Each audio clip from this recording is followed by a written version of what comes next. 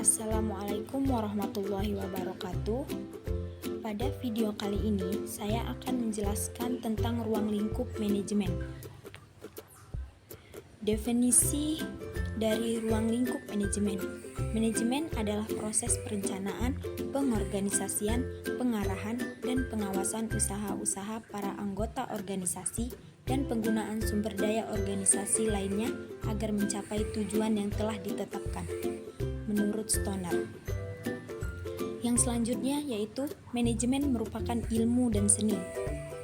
Lalu yang selanjutnya ada 4 fungsi utama dalam manajemen, yaitu perencanaan atau planning, pengorganisasian atau organizing, pengarahan atau actualing, directing, dan pengawasan atau controlling.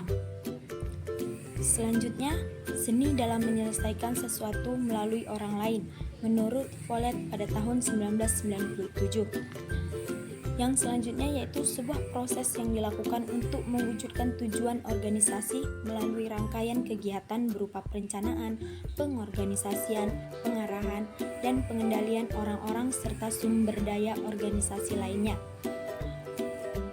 Yang selanjutnya yaitu seni atau proses dalam menyelesaikan sesuatu yang terkait dengan pencapaian tujuan, dikemukakan oleh Ernie dan Kurniawan pada tahun 2005. Selanjutnya yaitu tentang faktor-faktor dalam pencapaian tujuan.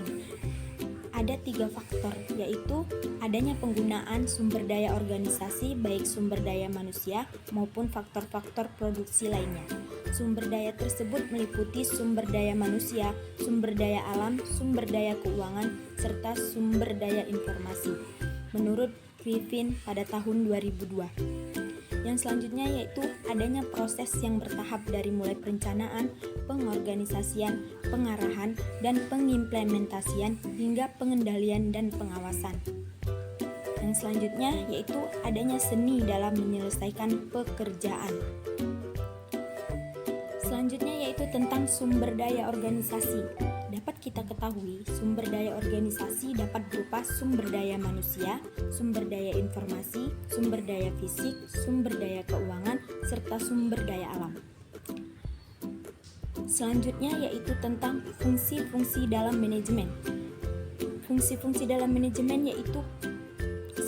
Perencanaan atau planning. Yang kedua yaitu pengorganisasian atau organizing. Yang ketiga yaitu pengarahan dan pengimplementasian atau directing atau leading. Yang keempat yaitu pengawasan dan pengendalian atau controlling.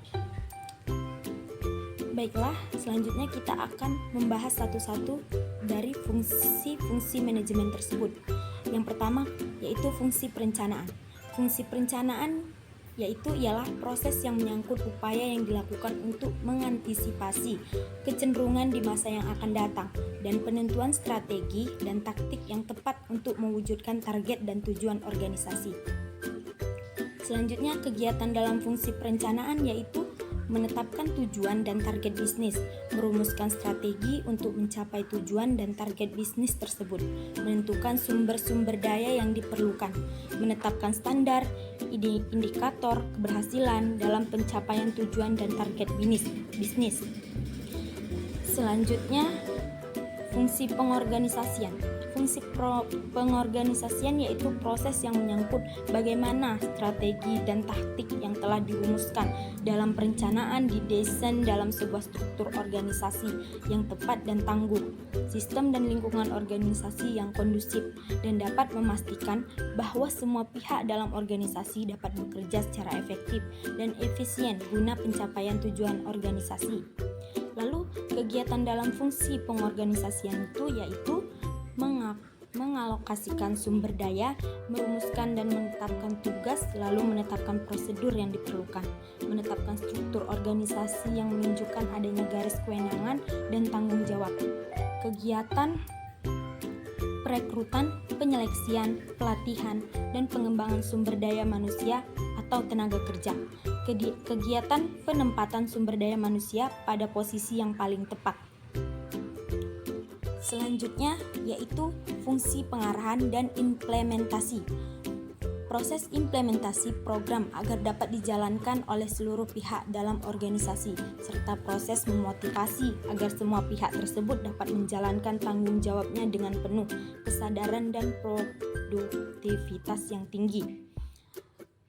Selanjutnya itu kegiatan dalam fungsi pengarahan dan implementasi, yaitu mengimplementasikan proses kepemimpinan, pembimbingan, dan pemberian motivasi kepada tenaga kerja agar dapat bekerja secara efektif dan efisien dalam pencapaian tujuan, memberikan tugas dan penjelasan rutin mengenai pekerjaan, menjelaskan kebijakan yang ditetapkan. Baiklah, tadi sudah kita bahas tentang fungsi-fungsi dari manajemen. Yang selanjutnya yaitu tentang fungsi operasional dalam manajemen. Ada beberapa fungsi operasional dalam manajemen, yaitu pertama, manajemen sumber daya manusia. Manajemen sumber daya manusia adalah penerapan manajemen yang berdasarkan fungsinya untuk memperoleh sumber daya manusia yang terbaik bagi bisnis yang kita jalankan, dan bagaimana sumber daya manusia yang terbaik tersebut dapat dipelihara dan tetap bekerja sama kita dengan kualitas pekerjaan yang senantiasa konsisten ataupun bertambah. Yang kedua yaitu manajemen pemasaran. Manajemen pemasaran adalah kegiatan manajemen berdasarkan fungsinya yang pada intinya berusaha untuk mengidentifikasi apa sesungguhnya yang dibutuhkan oleh konsumen, dana bagaimana cara pemenuhannya dapat diwujudkan. Selanjutnya yaitu manajemen produksi.